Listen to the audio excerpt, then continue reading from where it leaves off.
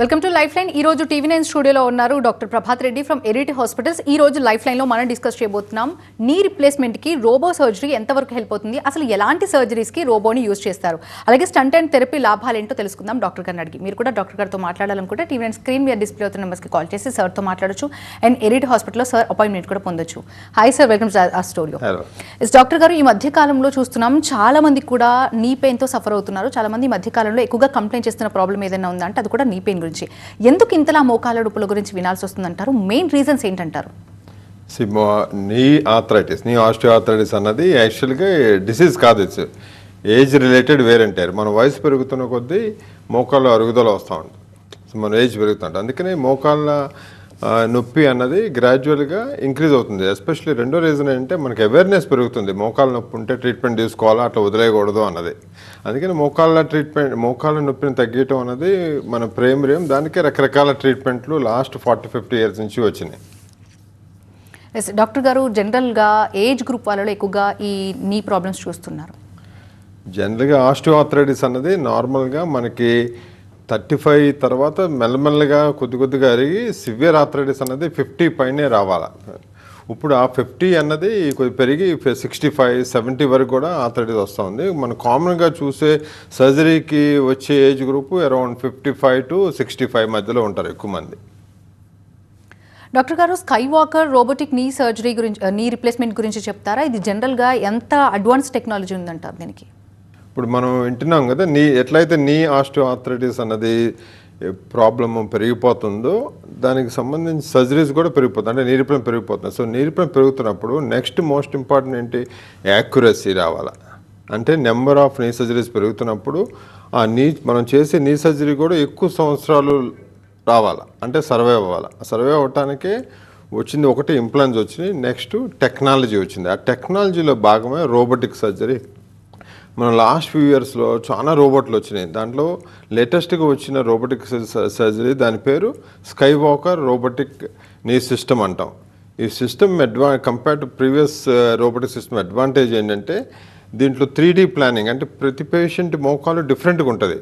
అట్లా మనం personalised planning చేసుకోవచ్చు. పర్సనలైజ్ ప్లానింగ్ చేయటం వల్ల ఇప్పుడు మనం 10 మంది పేషెంట్ చూసుకుంటే ఒక్కొక్క పేషెంట్కి ఒక డిఫరెంట్ నీ షేప్ ఉంటుంది. దాని తగ్గట్టుగా మనం 3D ప్లానింగ్ ముందలే చేసుకుని ఆ ప్లాన్ని ఈ స్కై వాకర్ రోబోటిక్ సిస్టమ్తో ఎగ్జిక్యూట్ చేయటం వల్ల మనకి 100% యాక్యురసీ. ఎంత యాక్యురసీ అంటే it's almost less than millimetre, అంటే సబ్ మిల్లీమీటర్ యాక్యురసీ ఉంటుంది. సో ఎర్రర్ రిస్క్ ఆల్మోస్ట్ జీరోకి వెళ్ళిపోతుంది. డాక్టర్ గారు, న్యాచురల్ నీ రిప్లేస్మెంట్ అంటే ఏంటి డాక్టర్ గారు? దీని గురించి డీటెయిల్గా చెప్తారా? ఇప్పుడు అనుకున్నట్టు స్కై వాకర్ రోబోటిక్ సిస్టము మన ప్రీవియస్గా ఉన్న రోబోటిక్ సిస్టమ్ చూసుకుంటా ఉంటే స్కై వాకర్ రోబోటిక్ సిస్టమ్ అన్నది ఎవల్యూషన్ మీడియల్ పివట్ని అన్న నీ ఇంప్లాంట్కి మ్యాచ్ అయ్యిద్ది అన్నట్టు. ఈ మీడియల్ పివట్ని అన్నది కంపేర్ టు ఇప్పటివరకు ఉన్న వేరే కంపెనీలు ఉన్న నీ ఇంప్లాంట్స్తో చూస్తే ఈ డిఫరెంట్ డిజైన్ అనడం వల్ల ఏమైందంటే మన న్యాచురల్ని ఎట్లా మూవ్ అవుతుంది, ఈ మన మీడియల్ పివట్ని స్కై వాకర్ మీడియల్ పివట్ని కూడా ఎగ్జాక్ట్లీ ఎట్లా మూవ్ అవుతుంది. సో నార్మల్ని ఎట్లా అంటే లోపలేపు కదలదు, బయటేపు ఒక 15 degrees అట్లా కదులుతూ ఉంటుంది. అంటే సో న్యాచురల్ని మూమెంట్ని ఎగ్జాక్ట్లీ ఈ సిస్టమ్ రెప్లికేట్ చేస్తుంది కాబట్టి మనకి అందుకే న్యాచురల్ నీ రీప్లేస్మెంట్ అంటాం. ద మెయిన్ అడ్వాంటేజ్ అంటే జర్కినెస్ ఉండదు. మనం ఒకవేళ మెట్లు దిగుతున్నా యూజువల్ జర్కినెస్ ఎప్పుడు తెలుసు, మెట్లు దిగుతుంటే తెలిసిద్ది మనకి కొద్దిగా జర్క్ అవుతున్నట్టు అనిపిస్తుంది. ఈ మీడియల్ పివట్నీలో అసలు జర్కినెస్ ఉండదు. డాక్టర్ గారు, రోబోటిక్ నీ రిప్లేస్మెంట్ అనేది నాన్ రోబోటిక్ నీ సర్జరీకి మధ్య డిఫరెన్స్ ఏంటంటారు? సో ఇప్పుడు నీ రీప్లేస్మెంట్ కామన్ అయిపోయింది. నెక్స్ట్ కామన్ ఏంటి, నేను సర్వైవల్ రావాలా. సో సర్వైవల్ రావాలంటే మనకి యాక్యురసీ పెరగాల. సో యాక్యురసీ పెరగటానికే వచ్చింది. ఇప్పుడు నార్మల్ నేను చేసాను లాస్ట్ 25-30 years చేస్తున్నా. సో బాగానే చేస్తాం. మన పేషెంట్ 25 years బ్యాక్ చేస్తున్నా బాగానే ఉన్నారు ఇంకా. కానీ ఈ రోబోటిక్ రావటం వల్ల అడ్వాంటేజ్ ఏంటంటే ఇంప్లాంట్ మంచిది వేస్తున్నాం, టెక్నాలజీ వాడటం వల్ల మనకి వీఆర్ గెటింగ్ మోర్ ప్రెడిక్టబుల్, అంటే 100% సక్సెస్ఫుల్ అన్నది అదొకటి మెయిన్. రెండోది ఏంటంటే నేను చేస్తున్నప్పుడు లైక్ మన స్టాండర్డ్ ప్రొసీజర్ చేస్తున్నప్పుడు అన్హ్యాపీ పేషెంట్స్ అంటే ఫెయిల్యూర్ కాదు, ఇది unhappy patient. Surgery successful, patient అంత హ్యాపీ కాదు. దాన్ని పర్సెంటేజ్ 20% అక్రాస్ ద వరల్డ్, ఇండియాలో కాదు, నాతో కాదు, అక్రాస్ ద 20%. ఆ 20% అన్హ్యాపీ పేషెంట్ రిస్క్ని తగ్గించడానికి ఈ మన రోబోటిక్ సిస్టమ్స్ వచ్చినాయి. స్కై వాకర్తో చూస్తే ఇంప్లాంట్ బెస్ట్ ఇంప్లాంట్ కదా, దాంతో చూస్తే ఏమైందంటే ఆ అన్హ్యాపీ పేషెంట్స్ని 20% నుంచి 3 to 5%కి వచ్చేసింది. స్టిల్ మనం 100% అచీవ్ చేయాల, but from 80% happy patients to 95% satisfied happy patients అనేది బిగ్ జంప్ ఇన్ హ్యాపీనెస్. అది major advantage of sky walker robotic system. Doctor గారు, sky walker robotic knee replacement యొక్క బెనిఫిట్స్ అంటే ఏం చెప్తారు డాక్టర్ గారు? సో ఒకటి, నెంబర్ 1 ఫస్ట్ది స్కై వాకర్ సిస్టంలో మనం 3D ప్లానింగ్ చేస్తాం ముందల. So 3D planning, so personalised, ప్రతి పేషెంట్కి ఇండివిజువలైజ్డ్ ప్లాన్. ఇది సర్జరీ చేయకముందులే నీ సర్జరీలో ఇంత బోన్ కట్ చేస్తాము, ఏ సైజ్ ఇంప్లాంట్ వాడతాము, ఎంత గ్యాప్ బ్యాలెన్సింగ్ అనేది ఎస్పెషల్లీ ఇంపార్టెంట్ ఈ రోబోటిక్ సిస్టమ్. గ్యాప్ బ్యాలెన్సింగ్ ఎంత ఉంటుంది అంటే, కాల్ చాపినప్పుడు ఎంత గ్యాప్ ఉంది, బెండ్ చేసినప్పుడు ఎంత గ్యాప్ ఉంది, బెండింగ్, ఎన్ని ఇన్ఫర్మేషన్స్ మనకి ముందలే తెలిసిపోతాయి. దాన్ని రోబోటిక్ సిస్టంలో మనం ఎగ్జిక్యూట్ చేయటం వల్ల పేషెంట్ ఒకటి సాటిస్ఫాక్షన్ రేట్ ఇంప్రూవ్ అయింది. రెండోది, సర్జరీ తర్వాత అయిన రిస్కులు, అంటే సర్జరీ సైజు చిన్నగా ఉంటుంది, సర్జరీ కట్టు, పోస్ట్ సర్జరీ పెయిన్ తక్కువ, ఫిజియోథెరపీ అవసరం లేదు. మేము లాస్ట్ 1 year నుంచి ఫిజియోథెరపీ అవసరం లేకుండానే ప్రోటోకాల్ స్టార్ట్ చేసాం, అండ్ రిజల్ట్స్ ఎక్సలెంట్ ఉన్నాయి. సో అట్లా మనకి రోబోటిక్ సిస్టమ్ వచ్చిన తర్వాత డెఫినెట్లీ బెనిఫిట్ ఉంది. మనం ఒక కనీసం ఒక 100 అట్లా చేసిన తర్వాతనే మనకు ఆ బెనిఫిట్ అన్నది రియాలిటీలో తెలిసిద్ది. డాక్టర్ గారు, రికవరీ విషయంలో జనరల్గా ఒక పేషెంట్ నేను రోబోటిక్ సర్జరీ చేయించుకుంటే ఏ విధంగా ఉంటుంది, నేను నాన్ రోబోటిక్ సర్జరీ చేయించుకుంటే ఏ విధంగా ఉంటుంది, దేనికి వెళ్తే తొందరగా రికవర్ అవుతాము, అండ్ ఏది ఎక్కువగా పెయిన్ ఉంటుంది అని ఒక డిఫరెన్స్ని కంపేర్ చేసుకుంటూ ఉంటారు. దీని గురించి ఏం చెప్తారు? సో అన్నట్టు బికాజ్ రోబోటిక్ సిస్టమ్ ఏంటంటే, మనం మోకాల్ని ఒకటే పొజిషన్లో పెట్టి ఆపరేట్ చేస్తాం. అంటే టిష్యూ ట్రామా అంటాం. టిష్యూ అంటే ఊరికి సర్జరీ అంటే కలిపి ఉండదు, కాబట్టి ఆపరేషన్ తర్వాత పెయిన్ తక్కువ. సో పెయిన్ తక్కువ ఉంటే జనరల్గా రికవరీ ఫాస్టర్ ఉంటుంది.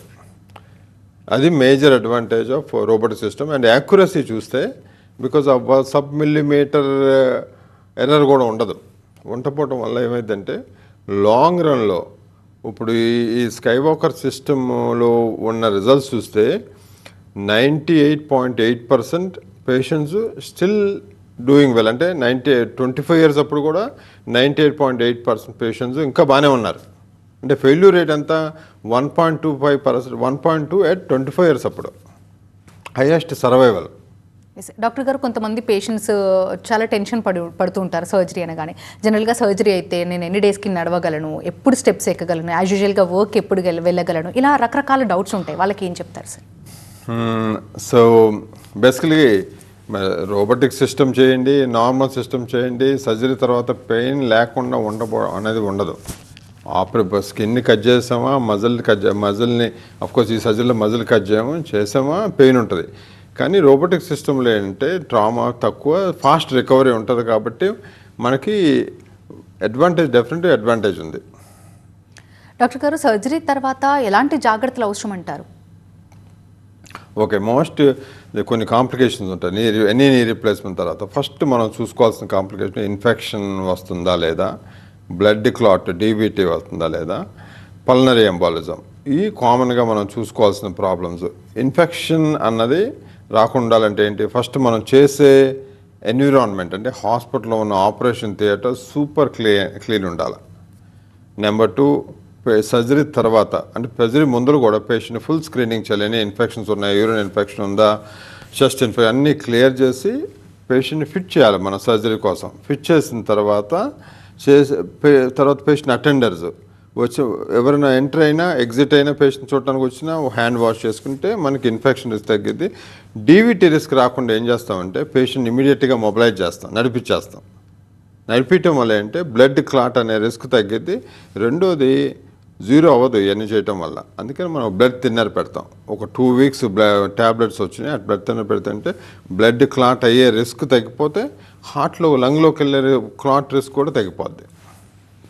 ఎస్ డాక్టర్ గారు, జనరల్గా లేడీస్ చాలా సెన్సిటివ్గా ఉంటారు, సర్జరీకి వెళ్ళాలంటే భయపడిపోతూ ఉంటారు. వాళ్ళకి ఎంతవరకు safe? And at the same time senior citizens కూడా కొంతమంది విపరీతమైన కాళ్ళ నొప్పులతో బాధపడే వాళ్ళు ఎలాగైనా సరే సర్జరీ చేయించుకోవాలి, నార్మల్ లైఫ్ లీడ్ చేయాలనే ఒక విష్ ఉంటుంది వాళ్ళకి ఇది నిజంగా సేఫే అంటారా?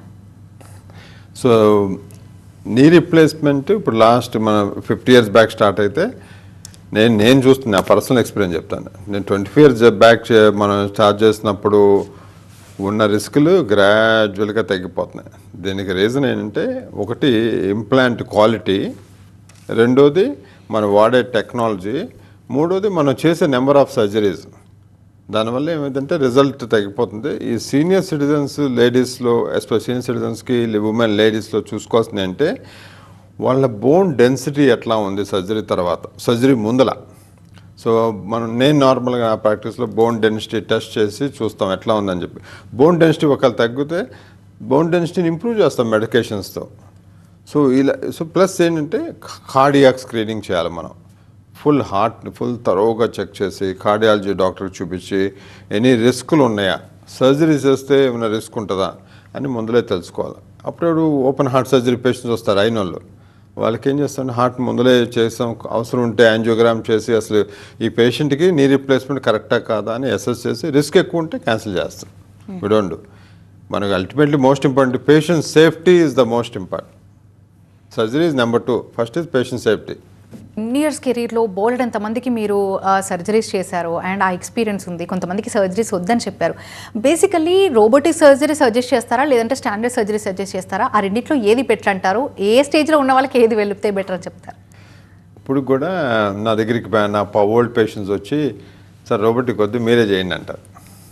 సో బేసికల్గా నేను చేసిన will give good result, but నా సజెషన్ ఈజ్ ఆల్వేస్ రోబోటిక్. ప్రస్తుతానికి రోబోటిక్ సర్జరీలో కొద్దిగా ఎక్స్ట్రా కాస్ట్ అవుతుంది. ఇంకా రోబోట్ కొనుక్కోవాలి కదా హాస్పిటల్. సో రోబోట్ ఎక్స్పెండిచర్ అంతా ఎవరో ఎక్కడ రికవర్ అవ్వాలంటే కాస్ట్.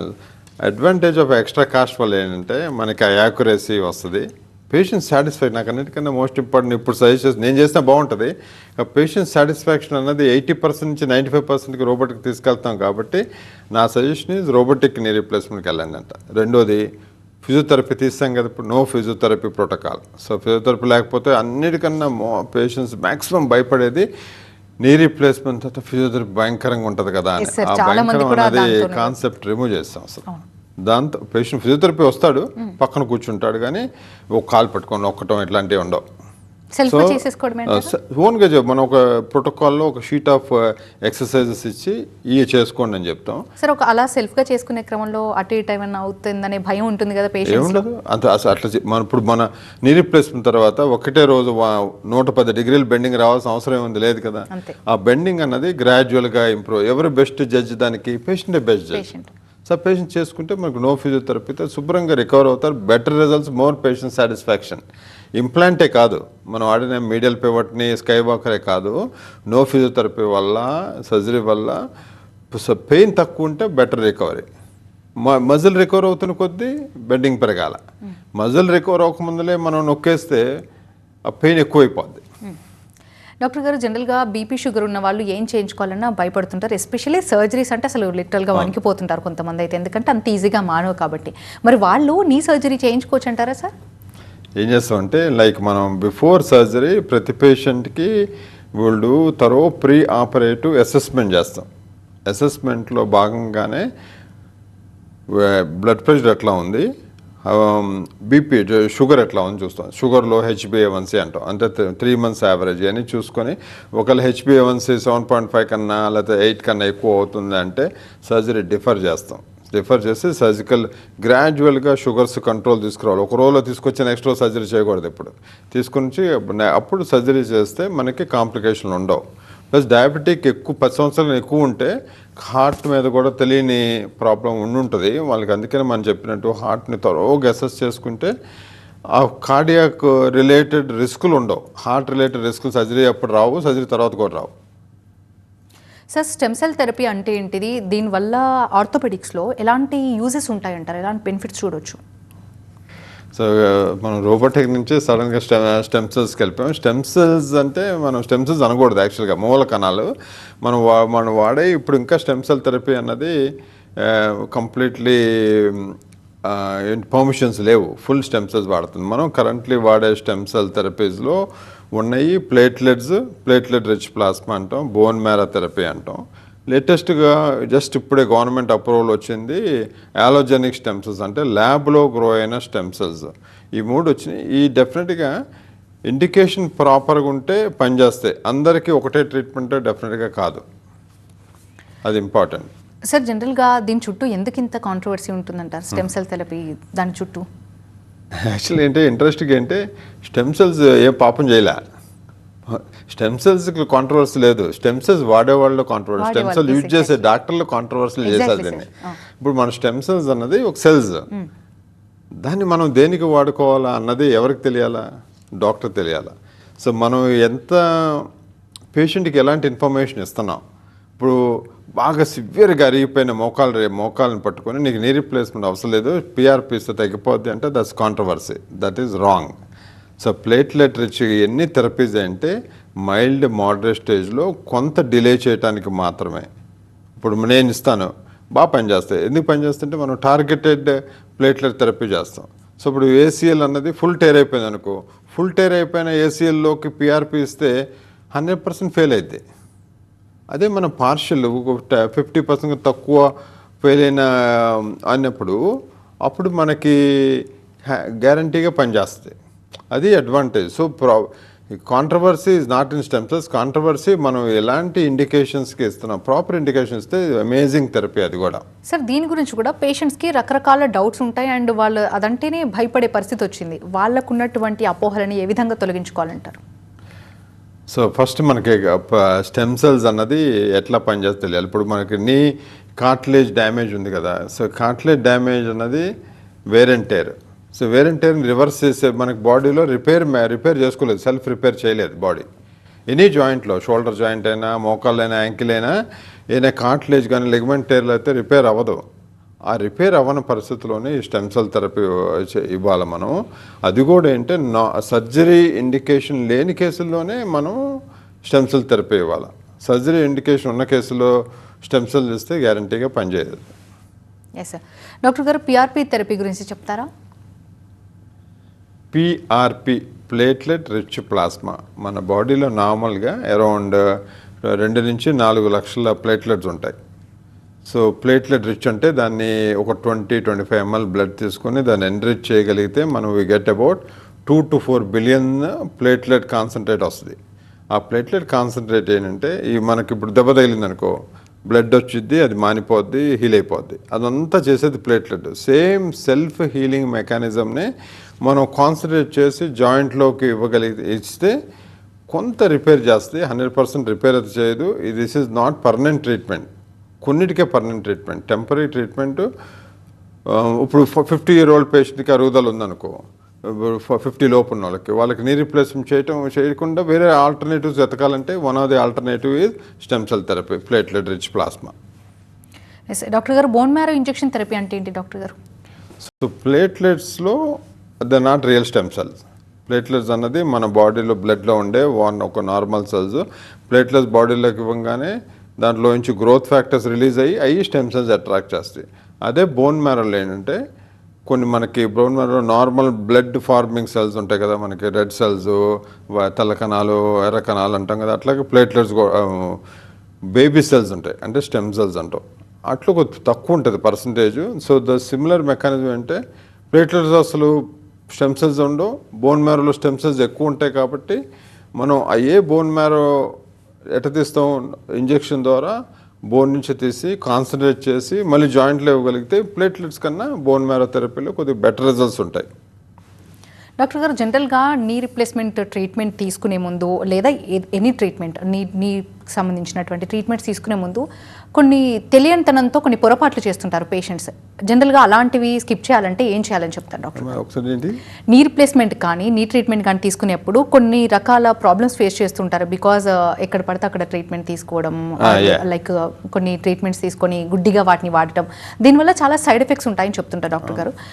నీ రీప్లేస్మెంట్ ట్రీట్మెంట్ తీసుకున్నారనుకునే పేషెంట్స్కి మీరు ఏ సజెస్ట్ చేస్తారు? అండ్ స్టార్టింగ్ స్టేజ్లో ఉన్నప్పుడే ట్రీట్మెంట్ ముఖ్యమంటారా? యా ఎప్పుడు మనకు అదే చెప్పేది, ఈ ఆల్టర్నేటివ్ థెరపీస్ అంటే స్టెమ్ సెల్స్ కానీ న్యూట్రాసిటికల్స్ అంటే మెడిసిన్స్ వచ్చినాయి కొన్ని, ఇది ఫర్ కార్టిలేజ్ రీజనరేషన్, ఇవన్నీ థెరపీస్ ఎర్లీ స్టేజ్లో బాగా పనిచేస్తాయి. ఎర్లీ స్టేజ్లో మైల్డ్ మోడరేట్ సివియర్ అనుకుంటే మైల్డ్ మోడరేట్ స్టేజ్లో వచ్చి ఫస్ట్ ఎక్స్రే తీపించుకొని, లేకపోతే అవసరం ఉంది తగ్గకపోతే ఎంఆర్ఐ తీపించుకొని ప్రాబ్లం ఏంటో ఐడెంటిఫై చేయాలి. ప్రాబ్లం కార్టిలేజ్లో ఉందా, లిగమెంట్లో ఉందా, లిగమెంట్లో ఉంటే ఏంటి ప్రాబ్లం, సర్జికల్ స్టేజా నాన్ సర్జికల్ స్టేజా, ఈ డిసైడ్ చేసిన తర్వాత మనం ఈ స్టెమ్ సెల్స్ కానీ లేకపోతే మెడికేషన్స్ కానీ ఇస్తే బాగా పనిచేస్తాయి. సివియర్ స్టేజ్లో ఓన్లీ వెరీ టెంపరీ, జనరల్గా ఇండికేటెడ్ కాదు, ఇవ్వకూడదు, క్రానిక్ అయిన తర్వాత ఇంకేం చేయకూడదు, పని చేయవు, వేస్ట్ అయ్యి ఇచ్చినా కూడా మనకి పేషెంట్ నాకు వద్దు surgery, want to try something అంటే దాని ఈ స్టెమ్ సెల్స్ ఇచ్చే బదులు లూబ్రికెంట్ ఇంజెక్షన్ ఇస్తే బెటర్ పని చేస్తుంది దీనికన్నా, స్టెమ్ సెల్స్ కన్నా. డాక్టర్ గారు, ఎరిట్ హాస్పిటల్లో ఎలాంటి లేటెస్ట్ అడ్వాన్స్డ్ ట్రీట్మెంట్స్ ఉన్నాయి? Arete hospital one of the very good hospital, excellent infrastructure ఉంటుంది. సో ఎస్పెషల్లీ మా ఇది మల్టీ స్పెషాలిటీ హాస్పిటల్, మనకు అన్ని రకాల సపోర్ట్లు ఉంటుంది. మెయిన్ ఏంటంటే మనకు ఆర్థోపెడ్ డిపార్ట్మెంట్లో we are top class compare to any other corporate hospital. ఇప్పుడు నీ రీప్లేస్మెంట్లో బెస్ట్ ఏంటంటే మాన్యువల్ నేను చేసేది, రెండోది పిక్సీ అని చెప్పి augmented reality knee replacement start చేస్తాం. అది కూడా రోబోటిక్ కన్నా 1 స్టెప్ కిందది, బట్ యాక్యురసీ అది కూడా ఆల్మోస్ట్ 100% ఇస్తుంది, కాస్ట్ కూడా తక్కువ ఉంటుంది. Then robotic sky walker robotic system. అలా కాకుండా we do lot of sports injury surgeries చేస్తాం, లైక్ షోల్డర్ యాంకిల్ సర్జరీస్, ఎన్నిటికి one of the top centre of excellence for orthopaedics అని చెప్పచ్చు మనం. Yes sir, thank you doctor గారు, thanks for being here. ఇది వాళ్ళ లైఫ్ లైన్, చూస్తూనే ఉండండి TV9. Thank you.